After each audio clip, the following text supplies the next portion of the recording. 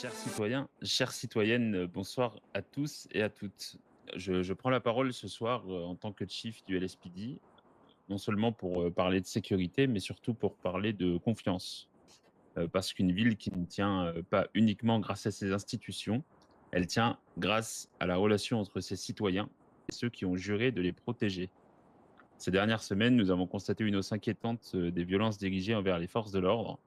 Des tirs ont été ouverts sur des agents, parfois sans réelle raison, parfois sans échange préalable, mettant en danger des femmes, des hommes qui accomplissent simplement leur devoir.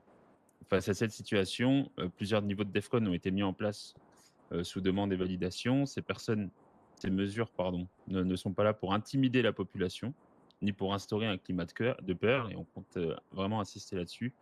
Elles existent pour protéger la vie des citoyens comme celle des agents. Chaque décision prise par le LSPD est réfléchie, proportionnée est motivé par une seule priorité qui est la sécurité publique. Je veux cependant, en tant que chief, être très clair ce soir, la sécurité ne peut pas reposer uniquement sur la police. Nous avons besoin de la coopération des citoyens.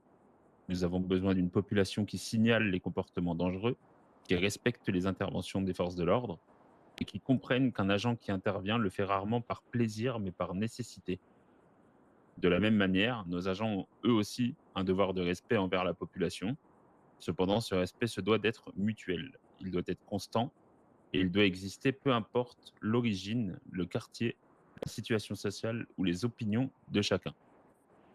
Ceci m'amène à un autre sujet qui me semble plutôt important depuis ma nomination, le racisme. Le LSPD condamne fermement toute forme de discrimination ou de racisme. Aucune couleur de peau, aucune origine, aucune culture ne doit devenir un motif de suspicion, d'insulte ou de traitement injuste. Une personne doit être jugée sur ses actes, jamais sur son identité. Je le dis également avec honnêteté, nous savons que la confiance entre certains citoyens et les forces de l'ordre peut parfois être fragile. Cette confiance, elle ne se réclame pas, on ne peut pas la demander, elle se mérite chaque jour par notre comportement, notre professionnalisme et par notre capacité à écouter autant qu'à agir. C'est aussi pour cette raison que nous souhaitons ouvrir davantage le LSPD à la population. Aujourd'hui, nous lançons officiellement des candidatures accessibles aux personnes n'ayant pas un cursus de force de l'ordre, entre guillemets. Deux postes sont désormais ouverts. Nous sommes à la recherche de dépanneurs avec une rémunération, excusez-moi, à l'heure de service et une ou deux secrétaires afin d'aider au fonctionnement administratif et à l'accueil du public. Nous souhaitons des profils différents, des citoyens motivés, des personnes capables d'apporter leur sérieux, leur humanité et leur engagement au service de la ville, sans forcément porter un badge ou une arme. Également, le casier judiciaire doit être totalement vierge, il en va de soi. Le LSPD ne doit pas être vu comme une institution isolée du peuple, nous faisons partie de cette ville, tout comme vous. Pour terminer, j'aimerais adresser un message simple aux citoyens respectueux des lois. Nous serons toujours là pour vous protéger, vous assister et vous accompagner. À ceux qui pensent cependant que tirer sur un agent est devenu un acte banal, sachez que nous répondrons avec fermeté et professionnalisme. Et à l'ensemble de la population, nous vous invitons à vraiment coopérer. Avançons ensemble, avec respect, avec dialogue et avec responsabilité. Parce qu'une ville forte n'est pas une ville où la police est crainte, c'est une ville où citoyens et forces de l'ordre travaillent ensemble pour garantir la paix et la sécurité de tous. Merci à tous et à toutes en vous souhaitant une agréable soirée.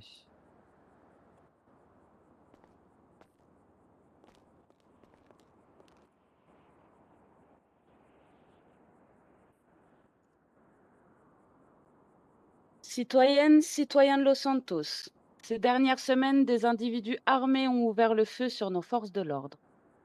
Plusieurs agents ont été blessés alors qu'ils accomplissaient leur devoir. En tant que maire, je considère ces actes comme une attaque directe contre l'autorité de notre ville et contre la sécurité de chacun. Je vais être parfaitement claire. Je ne tolérerai aucune violence contre les policiers de Los Santos. Toute personne qui lèvera une arme contre un agent devra répondre de ses actes avec la plus grande fermeté. Je demanderai des sanctions exemplaires ces prochains jours et je donnerai à nos forces de l'ordre tous les moyens nécessaires pour rétablir l'ordre. À ceux qui pensent pouvoir défier la loi par la peur et les armes, je dis ceci. Vous ne ferez jamais plier cette ville. Quand on attaque un policier, on attaque ceux qui protègent nos familles, nos quartiers et notre population. Je connais les sacrifices de nos agents. Je vois leurs engagements, leur courage et leur dévouement chaque jour. Derrière chaque uniforme se trouvent des femmes et des hommes loyaux, courageux et profondément investis pour protéger cette ville et ses habitants. Beaucoup mettent leur propre sécurité de côté pour venir en aide aux autres, souvent dans des situations extrêmement difficiles. Je leur adresse aujourd'hui tout mon respect, toute ma reconnaissance et tout mon soutien.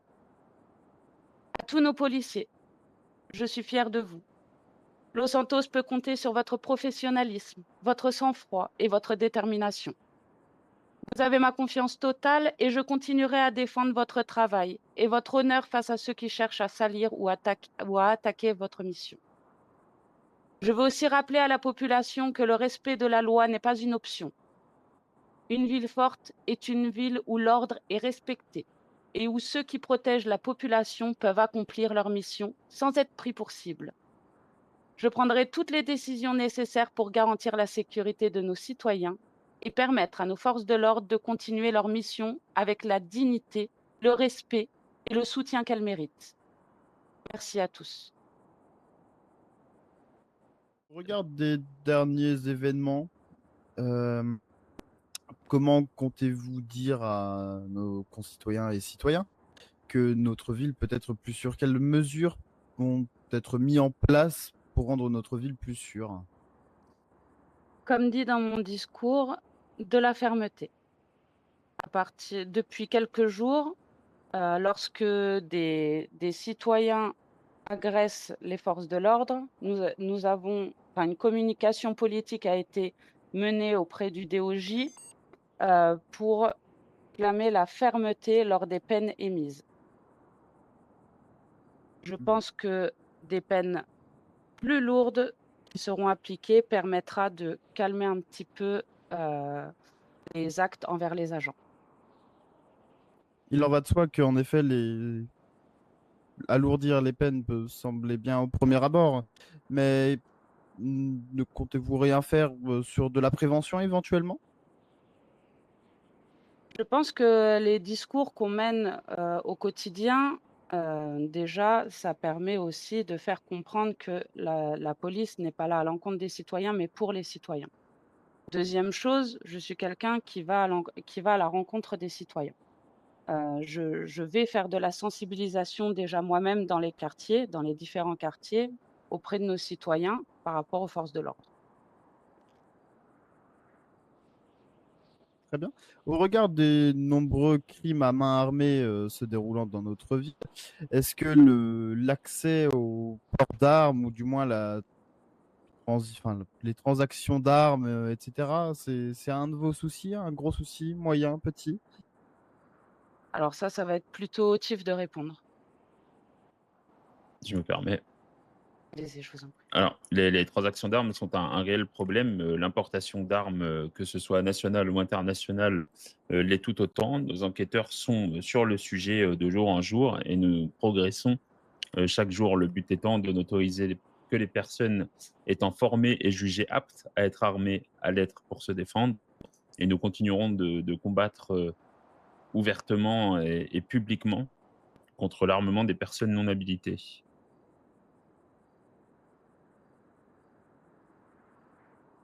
Très bien, merci beaucoup.